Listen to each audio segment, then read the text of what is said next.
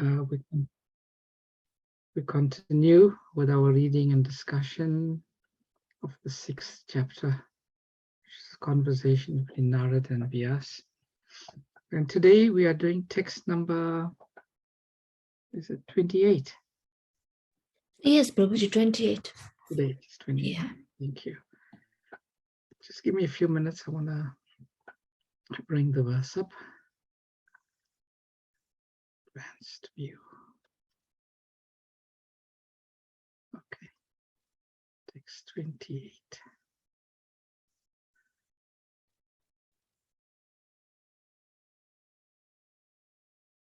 Okay. So we'll begin by reciting the Mangala Charanam prayers. Please feel free to join in behind muted mics. Om Jnana Timirandasya Gyananjana Shalakaya Chakshurunmalitam Jena Tasmai Shri Gurave Namaha. Sri Chaitanya Manobhistam Stapitam Yena Bhutale Swayam Rupa Kadamayam Dadati Swapadantikam Vandeham Shri Guru Shri Yatha Padakamalam Shri Gurun Vaishnavamscha Shri Rupam Sagrajatam Sahagana Raghunatham Vitam Tam Sajivam Sadvaitam Savadutam Parijana Sahitam Krishna Chaitanya Devam Shri Radha Krishna Padan Sahagana Lalita Shri Vishakam Vitamscha He Krishna Karuna Sindhu Dinabandhu Jagatpate Gopesha Gopika Kanta Radha Kanta Namaste Tapta Kanchana Gaurangi Radhe Vrindavaneshwari Rishabhanu Sutadevi Pranamami Hari Priye Vanchakalpa Tarubhyascha Kripa Sindhubhyevacha Patitanam Pavanebhyo Vaishnavebhyo Namo Namaha.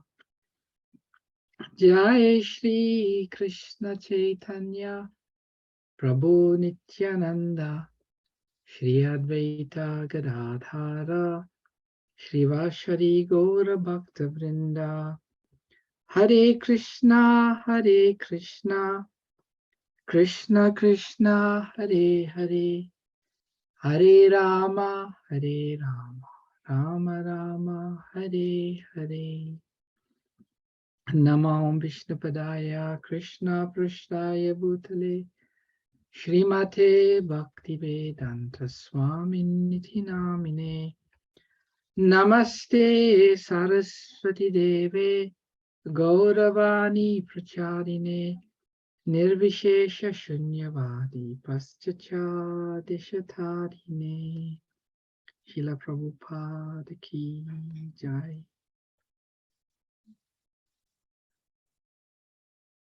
So,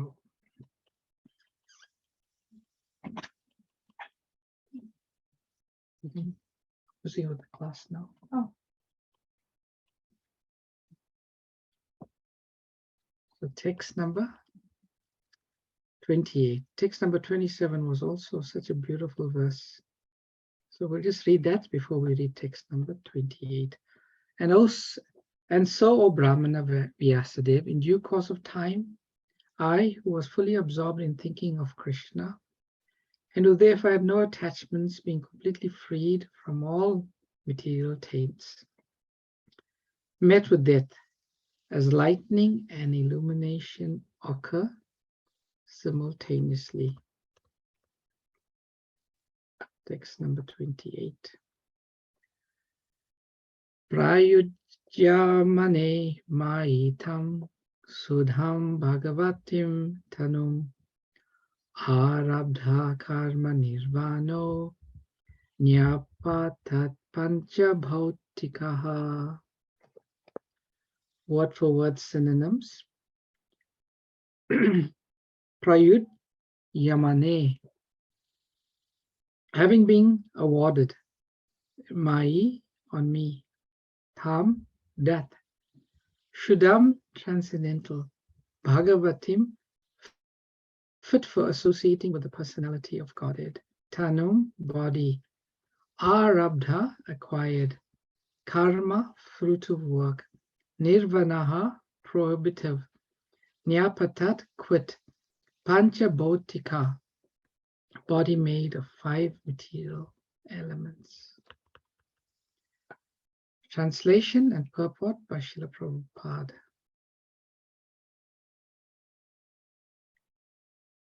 Having been awarded a transcendental body, befitting an associate of the personality of Godhead, I quit the body made of 5 material elements, and thus all acquired fruitive results of work, karma stopped. Purport. Informed by the personality of Godhead that he would be awarded a transcendental body befitting the Lord's association, Narada got a spiritual body as soon as he quit his material body. This transcendental body is free from material affinity and invested with 3 primary transcendental qualities, namely eternity, freedom from material modes, and freedom from reactions of fruitive activities.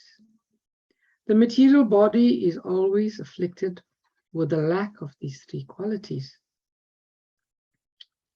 A devotee's body becomes at once surcharged with the transcendental qualities as soon as he is engaged in the devotional service of the Lord.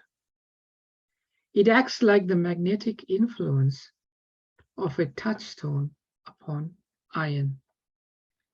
The influence of transcendental devotional service is like that.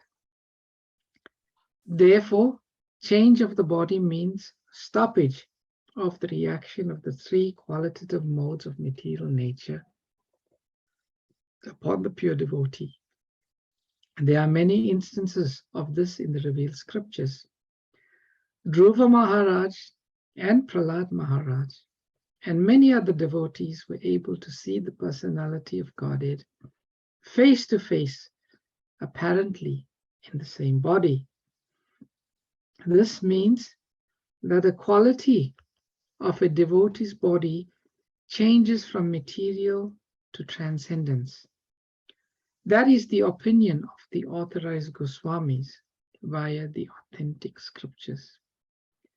In the Brahma Samhita, it is said that the beginning from the Indra Gopa germ up to the great King Indra, king of heaven, all living beings are subjected to the law of karma and are bound to suffer and enjoy the fruitful results of their own work. Only the devotee is exempt from such reactions by the causeless mercy of the Supreme Authority, the personality of Godhead. Translation again. Having been awarded a transcendental body, befitting an associate of the personality of Godhead, I quit the body made of 5 material elements, and thus all acquired fruitive results of work stopped. So, very interesting verse and purport. Here Srila Narad Muni is describing to Srila Vyasadeva how he achieved the stage of liberation and a transcendental body.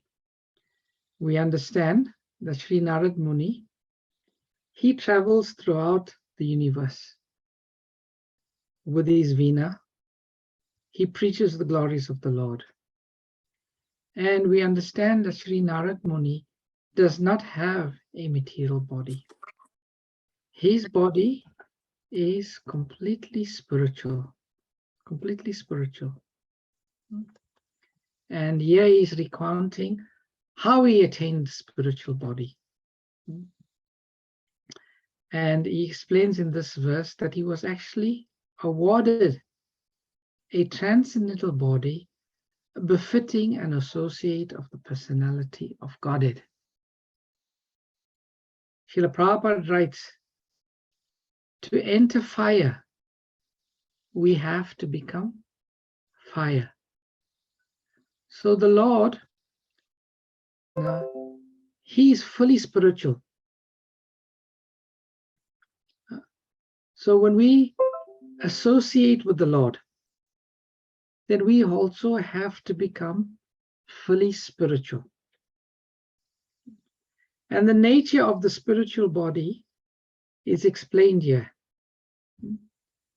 It is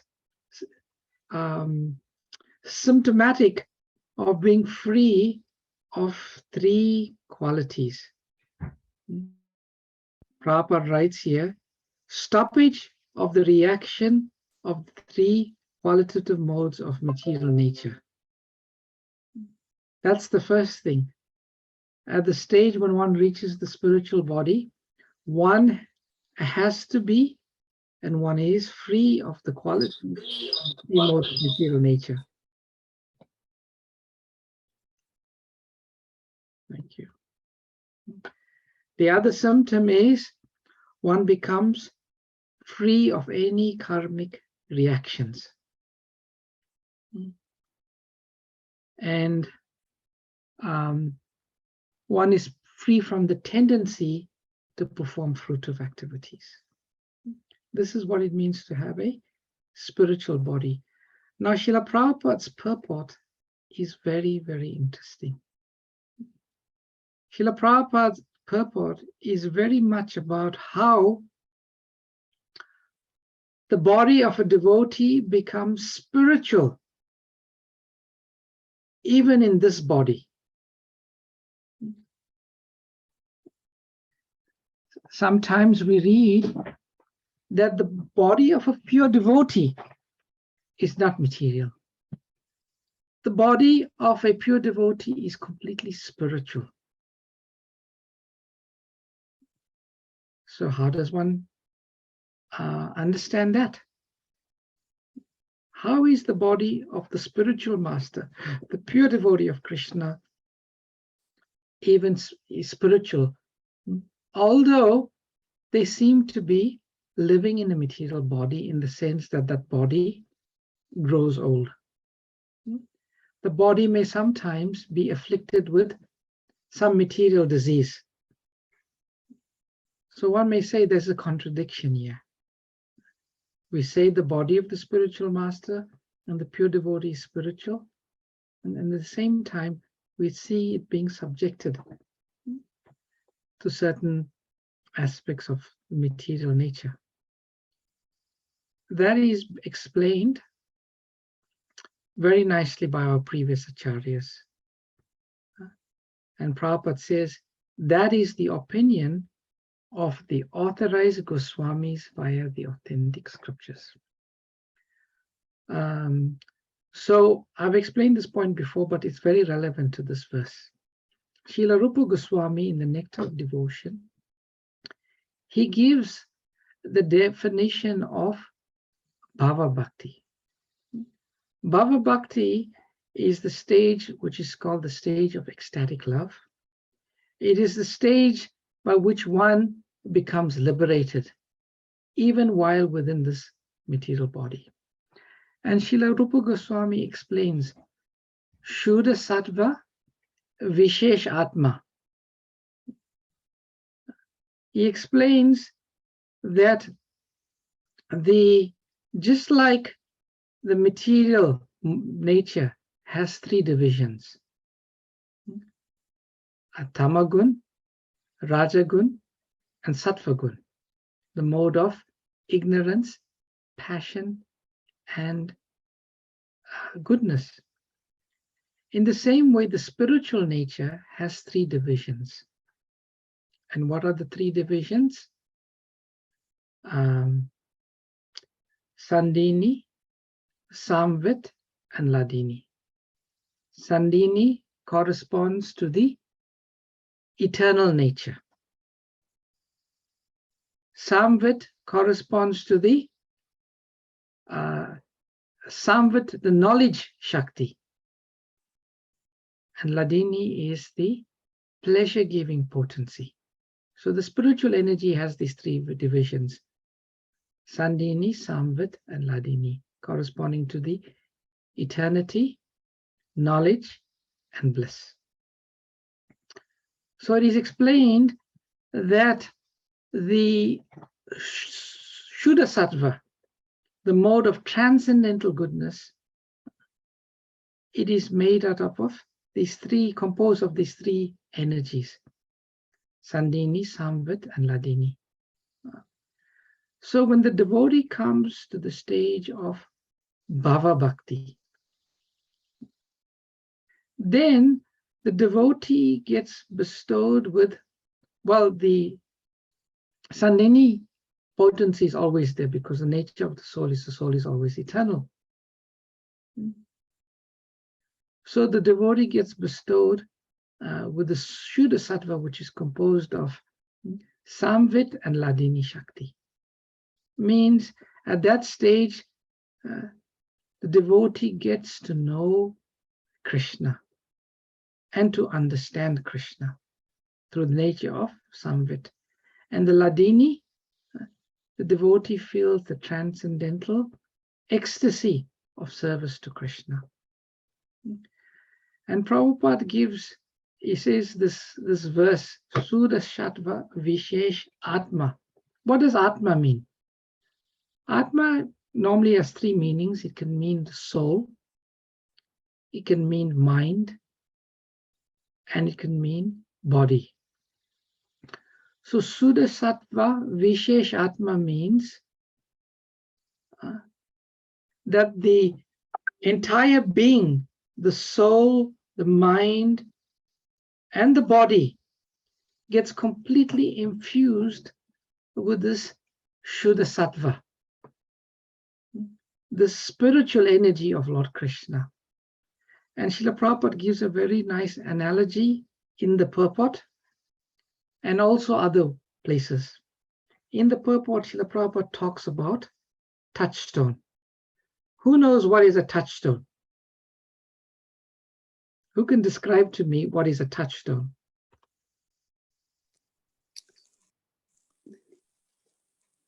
Hare Krishna. Feel free to speak.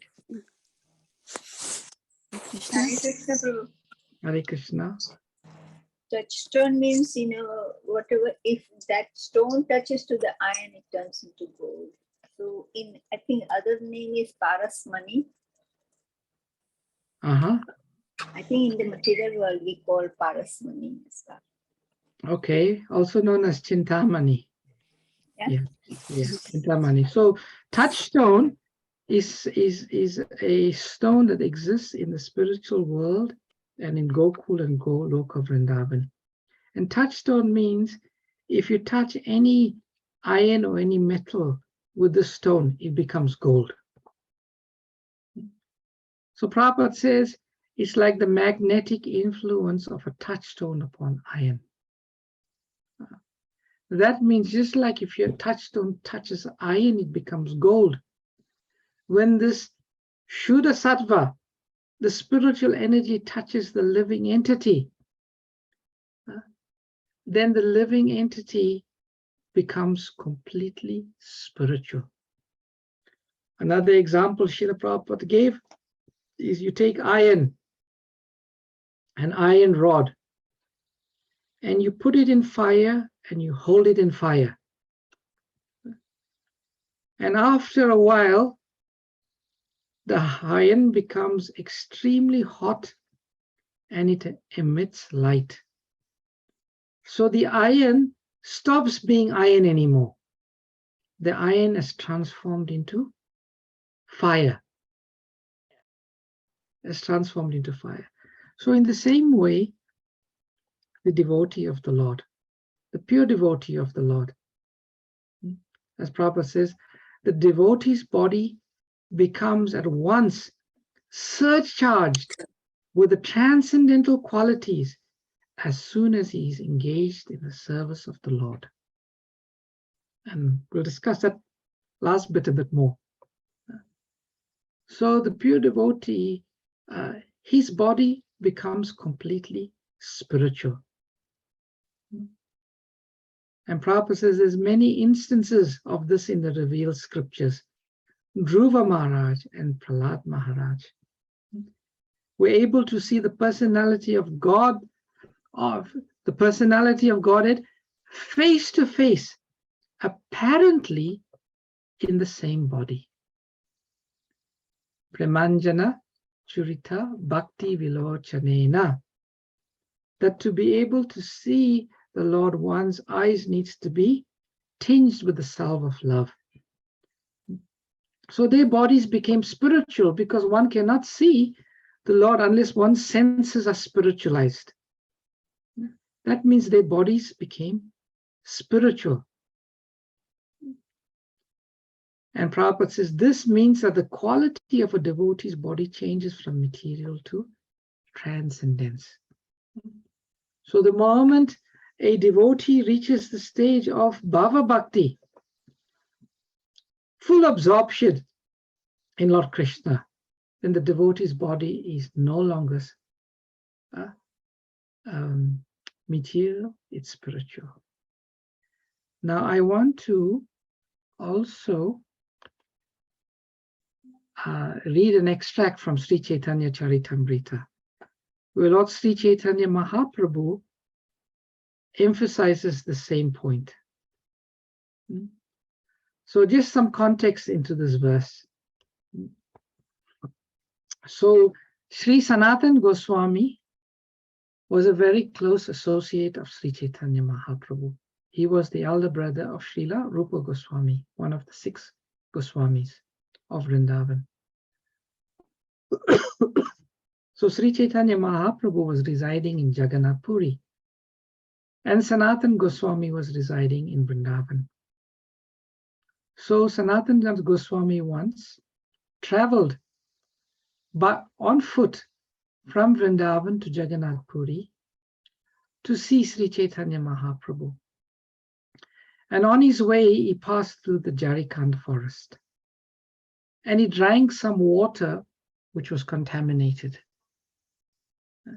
So by the time he reached Sri Chaitanya Mahaprabhu,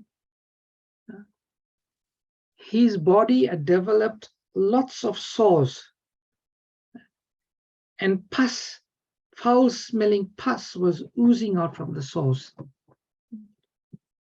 And Sri Chaitanya Mahaprabhu, eventually, when Sanatan Goswami reached Jagannath Puri, Sri Chaitanya Mahaprabhu, when he saw Sanatan Goswami, he ran to Sanatan Goswami and he embraced him.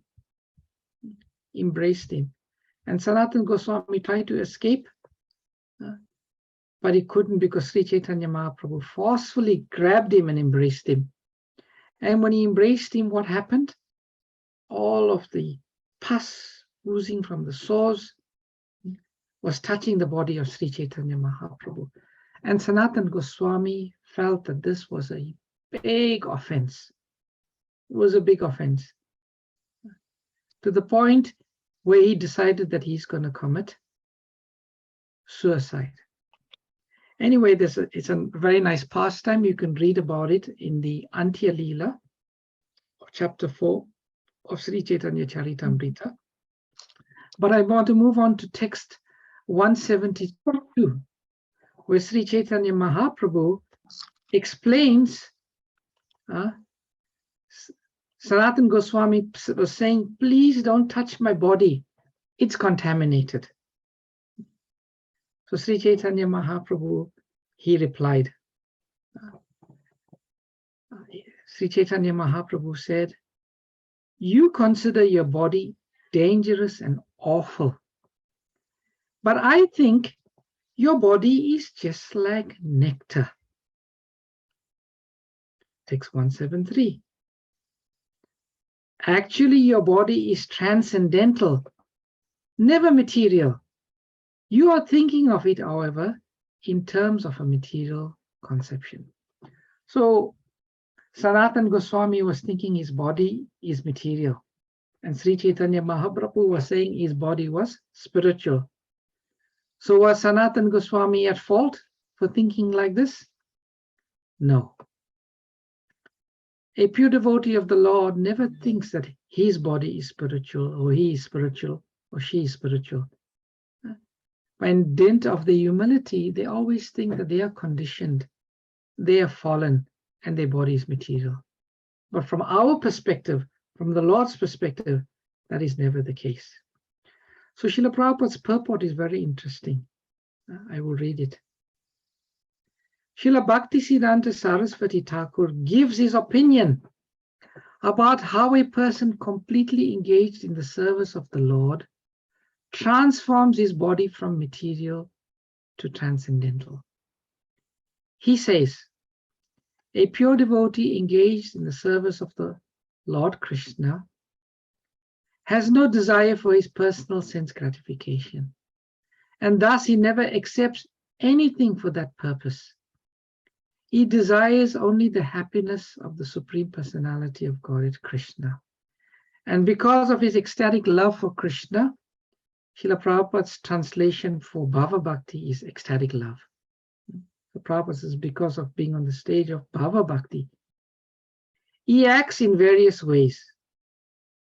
Karmis think that the material body is an instrument of enjoyment, and that is why they work extremely hard. A devotee, however, has no such desires. A devotee always engages wholeheartedly in the service of the Lord, forgetting about bodily conceptions and bodily activities. The body of a karmi is called material because the karmi, being too absorbed in material activities, is always eager to enjoy material facilities. But the body of a devotee who tries his best to work very hard for the satisfaction of Krishna by fully engaging in the Lord's service must be accepted as transcendental. Srila Bhaktisiddhanta Saraswati, this is an imperative, must. When it's must, it's an imperative. He's saying, but the body of a devotee who tries his best to work very hard for the satisfaction of Krishna by fully engaging in the Lord's service must be accepted as transcendental. Therefore, the spiritual master who is completely dedicated to the services of Krishna, we never consider the body of the spiritual master to be material or the pure devotee. Whereas karmis are interested only in the personal satisfaction of the senses, devotees work for the satisfaction of the Lord. Therefore, one who cannot distinguish between devotion and ordinary karma must mistakenly consider the body of a pure devotee, mistakenly consider the body of a pure devotee material. Now we know in the Nectar of Instruction, 6th verse, Srila Rupa Goswami says that one should never consider the body of a pure devotee material, just like one never considers the Ganges river to be contaminated. Sometimes when we go to the Ganges river, we may see some foam, some bubbles, and that's normally symptomatic of some contamination. But one should never think when one sees bubbles of foam in the Ganges water that the Ganges water is contaminated. So in the same way, one may apparently see the body of a pure devotee seemingly material, but one should not make that mistake. Therefore, one who cannot distinguish between devotion and ordinary karma may mistakenly consider the body of a pure devotee material. One who knows does not commit such a mistake. Non-devotees who consider devotional activities and ordinary material activities to be on the same level are offenders to the chanting of the transcendental holy name of the Lord. A pure devotee knows that a devotee's body, being always transcendental, is just suitable for the rendering of the service of the Lord. Now, the purport goes on, you can read it. But there's some very other interesting subsequent verses. Even if your body were material, I still could not neglect it, for the material body should be considered neither good nor bad. Anything not conceived in relation to Krishna should be understood to be illusion Maya. None of the illusions uttered by words or conceived in the mind are factual. Because illusion is not factual, there is no distinction between what we think is good and what we think is bad. When we speak of the absolute truth, such speculations do not matter. I just want to go on a little bit more, because there was one interesting verse and it's very relevant to the purport.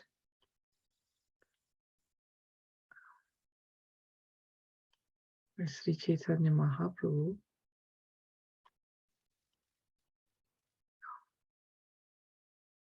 Okay.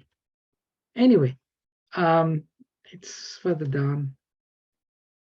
Basically, Sri Chaitanya Mahaprabhu tells Sanatana Goswami that at the time of initiation, the devotee's body becomes as good as Krishna's body. This is what Sri Chaitanya Mahaprabhu says. Now, one may ask the question, how is it possible? Does that mean when we get our initiation beads, when we take initiation, our body becomes spiritual? No. No. Early on in the purport, or early on in this chapter, Srila Prabhupada explains, quoting Jiva Goswami, what does initiation mean? And Srila Jiva Goswami says, initiation means the point at which one makes the internal commitment to give up the material and to pursue the spiritual. So this initiation, according to the acharyas, it progresses all the way from the stage of bhajana kriya, taking initiation, all the way to bhava bhakti. And when one reaches the stage of bhava bhakti, when one's surrender is complete, when one reaches the stage of Suddha Sattva, then at that stage, one's body becomes spiritual, which is the same as Krishna. Krishna's body is completely spiritual. That is when initiation is deemed to be complete. So initiation, Diksha, in one sense, it's a process. It's not an event. And Diksha is only considered to be completely achieved when one reaches the stage of Bhava Bhakti. Bhava Bhakti. So this is a very interesting verse, very instructive verse. It's very instructive, this point about, never considering the body of the pure devotee or the spiritual master to be material. We should understand it in this context. And Srila Prabhupada has explained this very, very nicely in this purport to this verse. So we've got a few minutes left. Let's just see if there's anything else in the purport that we should discuss any further. Yes. So when it becomes spiritually, one becomes free from nature, free from all karmic reactions, and then one is liberated even within this body. Therefore, he said the pure devotees, they're not interested in liberation. They're not interested in liberation, because even while in this body, the pure devotee is liberated. Okay, I shall stop here. We'll see if there's any questions or any comments that anyone may have.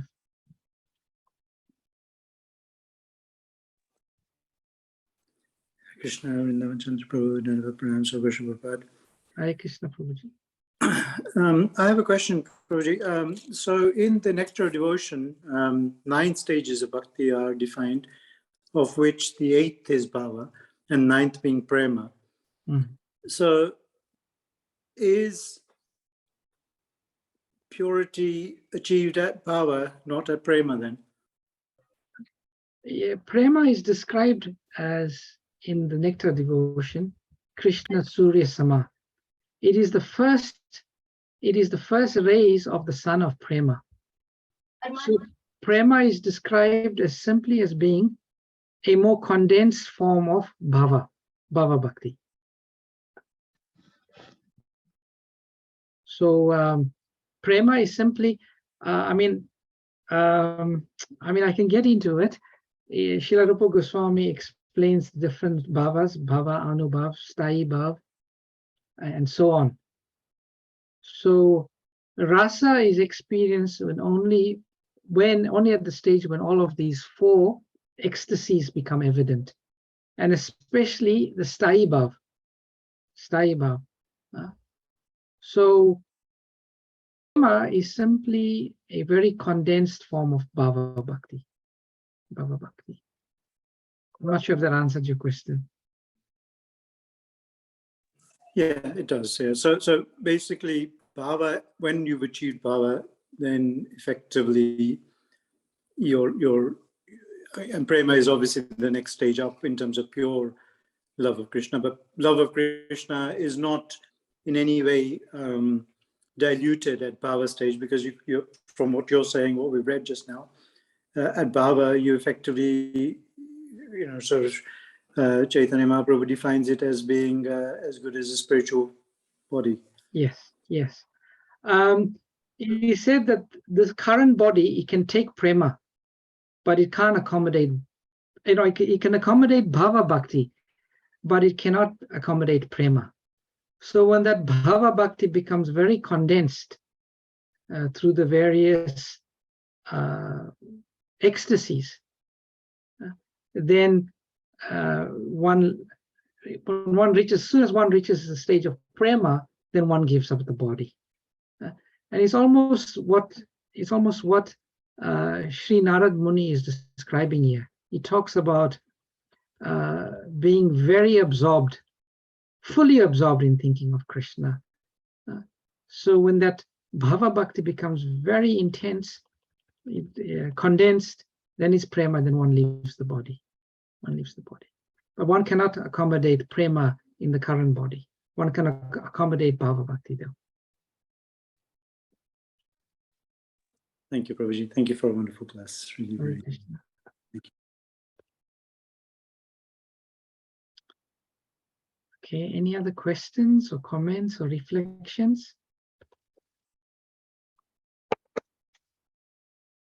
Does that make sense, or was it too technical and complicated?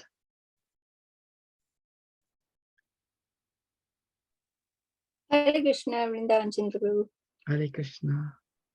Prabhuji, thank you very much for explaining it in very detail. It was, today I understood what's the difference between bhava and prema bhakti. Thank you. Hare Krishna. Hare Hare Krishna. Anyone else? Any questions or comments or clarifications?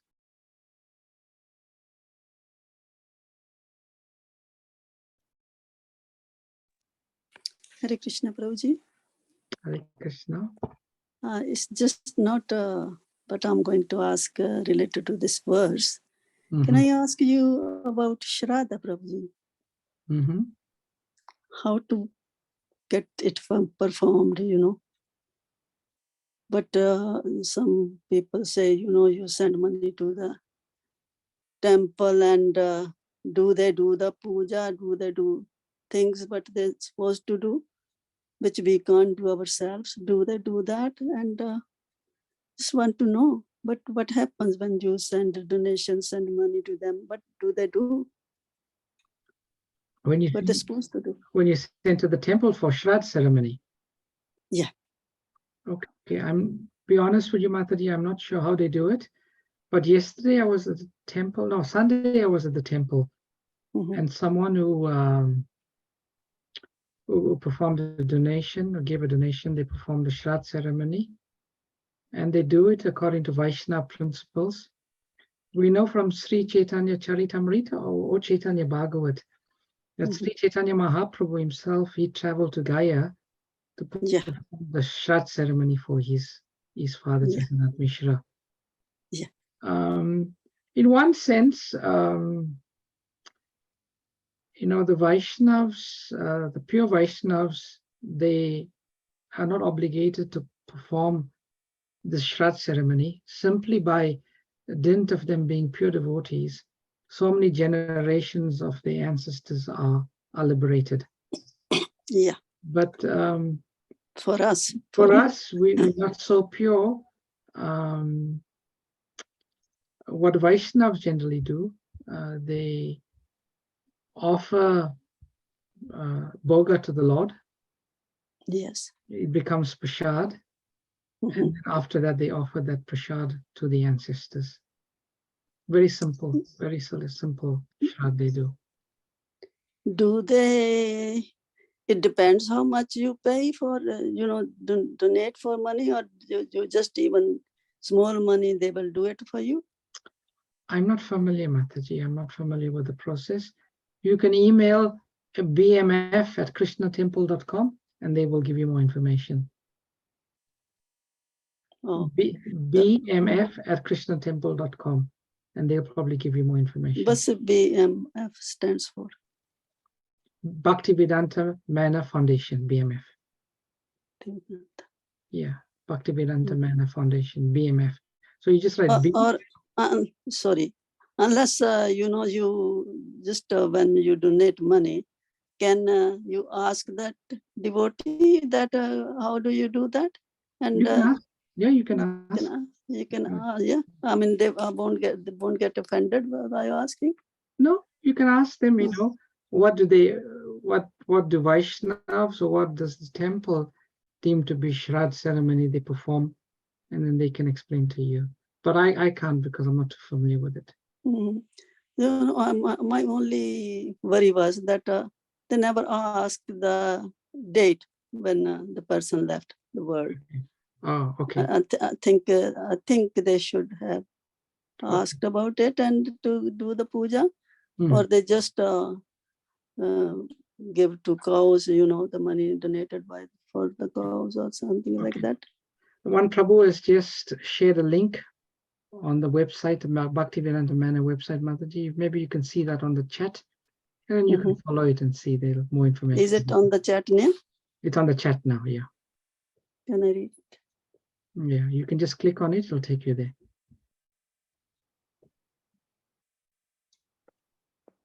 Okay, any other questions or comments? Hare Krishna, Prabhu. Thank you, Hare Prabhu. Krishna. Just wanted to add one comment. Like, in this today's purport, it talks about pure devotee. And like, we coming in ISKCON, we are seeing that, Srila Prabhupada, he was a pure devotee because of the example of the purport. It says that whoever he touched, those, the devotees, they become a very good devotees. And now all these, Srila Prabhupada disciples, they are still in ISKCON after even 50 years. So whoever has been touched by Srila Prabhupada, because he was a pure devotee, he changed and so many devotees' life and heart. That's a very good point you make, Mataji.